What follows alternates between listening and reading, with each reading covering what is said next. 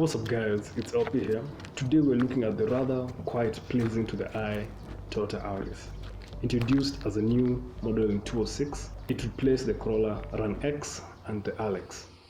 Trim levels were the 150X, 150G and the RS. Toyota positioned the Auris at the lower medium segment to compete with cars such as the Volkswagen Golf, the Vauxhall Opel Astra, the Hyundai i30 and the Ford Focus. Toyota put the Auris as a replacement for the Corolla hatchback, while the saloon version continued with the Corolla nameplate. For the first gen only, the more upscale luxurious sibling of the Auris was named the Toyota Blade in Japan. It replaced the Toyota Alex, which in turn was a replacement for the Toyota Sprinter. Toyota Blade featured Toyota's 280 PS 3.5 liter V6 engine, which came with larger brakes and upgraded suspension. Though Toyota discontinued the Blade in April 2012, the Auris came in a hybrid 2 that shared the same powertrain and batteries as the priors. Come to the back, I like the rear lights. I like the not so color matching bumper is split into two, giving you a diffuser kind of look or a sporty kind of look. So I like that. Get your traffic lights and the rest will pop up. The boot is quite wide, so it makes it easy to put in your luggage and stuff. It's semi-flat, but you have this flap there that helps you slide things through, even to move them to the end. Your rear seats split in a 60-40 manner, and putting them down and putting them back up, it's all manual, but it's quite easy.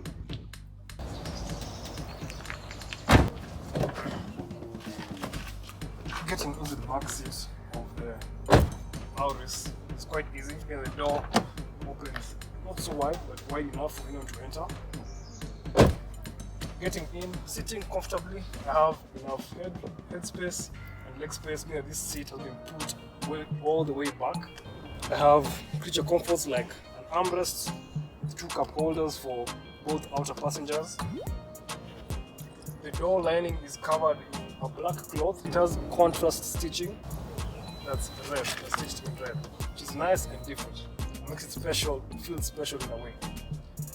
Down under you have quite massive door bins for bottles or whatever other bits and bobs you want to put in. You have 2 isofix points on both outer seats, so you can have 2 child seats in this car easily. There's not much connectivity in this car, so there's no USB ports or 12-volt power sockets to aid you in whatever you need to do.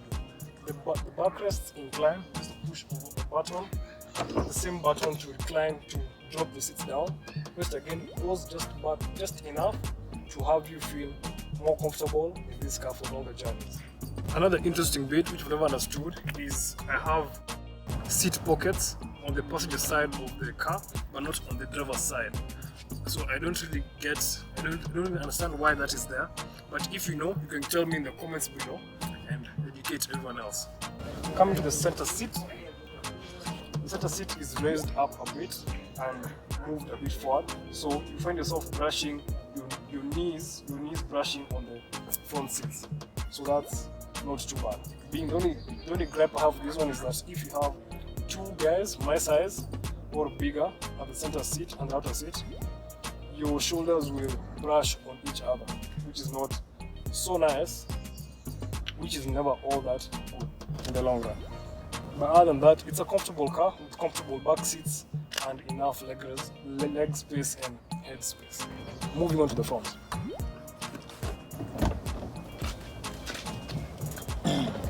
The front seat entry, as you've seen, is quite easy and flawless. Sitting, the seats are kind of a bucket seat. You have padding on both sides to squeeze your thighs in.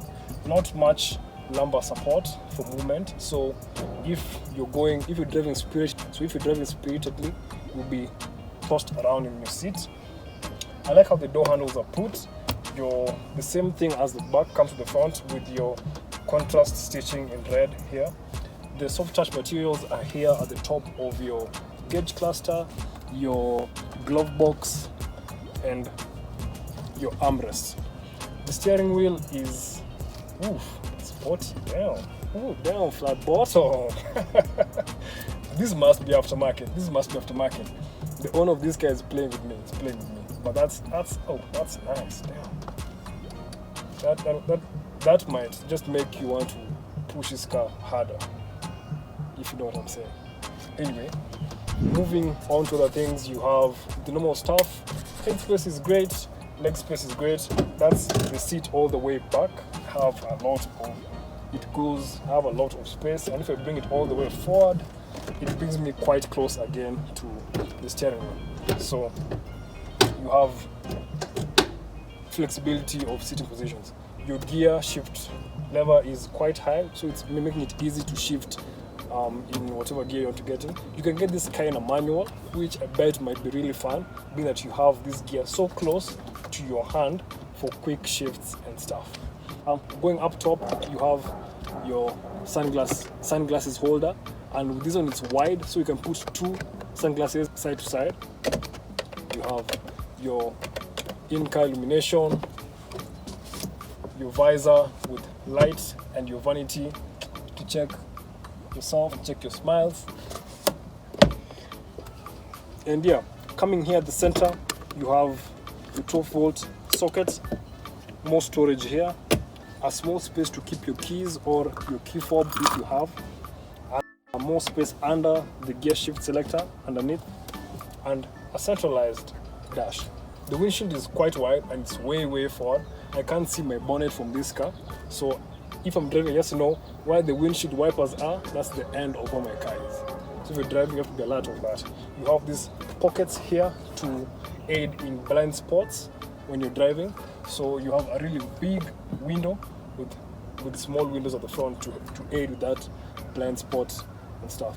Cup holders on both sides of near the vents. You can put your drink here and have the vent cool or heat up your drink. Keep it chilled or keep it hot, as it's just sitting there next to that. Other than that, there's nothing else that I can say about the front seat. What's that? So let's go see the front of the car, the hood, the bonnet. For engines in the Auris, you got a 1.3, a 1.4, a 1.6, a 2.4 inline 4-cylinder engine. But in the Blade, you got a 3.5 liter V6 in Blade Master. You got diesel engines too in this car. There was a 1.4, a 2 liter, and a 2.2 liter 4-cylinder. For transmissions, you got 2 automatic transmissions and 2 manual transmissions. Both came in 4 and 5 variants. But as you can see, the engine still has so much space, and I bet this was done intentionally. With a small hatchback like this, I can only see the potential it has to be a hot hatch with just a few buttons and a tune, and this car I bet can rip. To conclude, the first gen Toyota Auris is a cut above other small Toyota hatchbacks. I don't know if it's because of the European influence from the exterior design and the interior trims and bits, but it just shows you they spent more time thinking out things through for this car. If you're looking into getting an older VW Golf or the other German counterparts and you want a reliable, cheap to run machine, you should definitely consider the Auris. It might just surprise you. Thanks once again if you've come this far in the video. If you have a car that you're proud of, send me a text and we can organize to feature it in this channel.